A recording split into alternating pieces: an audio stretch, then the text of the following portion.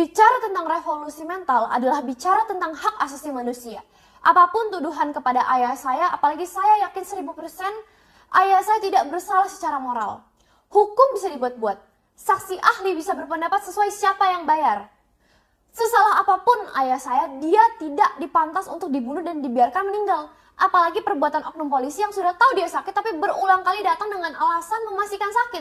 Memastikan sakit cukup sekali datang udah tahu. Ini udah tahu sakit, masih datang lagi dengan alasan ayah saya masih mampu berbicara. Apakah jenderal tidak paham hak asasi? Walau masih mampu berbicara, ayah saya punya hak untuk istirahat dan menunggu sembuh. Bukannya malah dipaksakan. Sebelum datang kedua kali, pengacara ayah saya sudah memberikan surat keberatan diperiksa karena kondisi sakit. Tapi masih dipaksakan walau polisi sudah tahu dan setuju ayah saya memang sakit. Disinilah saya yakin bahwa ayah saya bukan hanya ingin dikriminalisasi tapi ingin dibunuh secara tidak langsung dengan ditekan mentalnya. Sebagai anak, jika saya diam saja ketika ayah saya mau dibunuh, maka anak macam apa saya? Tentu walau resikonya saya harus dihukum, namun tetap saya harus membela ayah saya.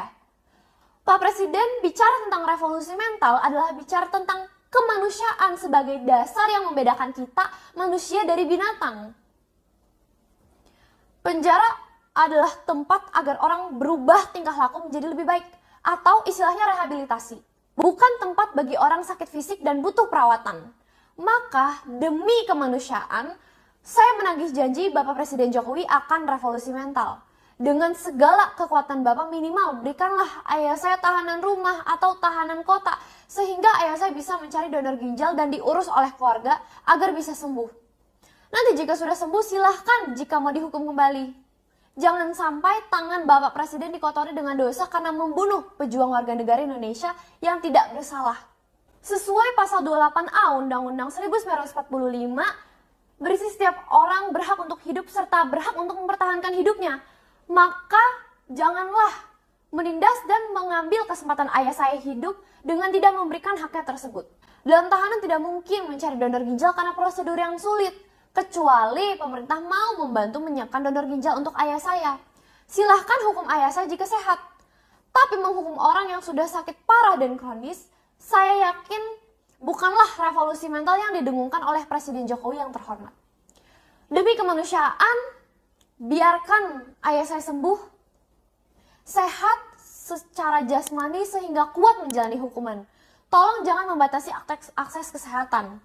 Walau ayah saya ikhlas diambil nyawanya, tapi saya, klien-kliennya, dan para masyarakat masih membutuhkan beliau. Sebagai Presiden dan Panglima tertinggi, Bapak Presiden mempunyai kuasa, mempunyai hak, dan saya tidak meminta Bapak untuk membebaskan ayah saya, tapi tahan dia dalam tahanan kota atau tahanan rumah hingga sehat kembali supaya dapat mencari donor ginjal. Apakah Bapak mau dikenal sebagai Presiden bijak atau sebagai Presiden yang lalim?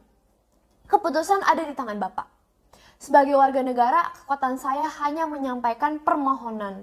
Terima kasih sebelumnya jika Bapak Presiden mau menepati janji Bapak akan revolusi mental. Semoga bukan hanya janji kosong kepada masyarakat. Terima kasih, semoga Tuhan memberkati Bapak Presiden dan keluarga.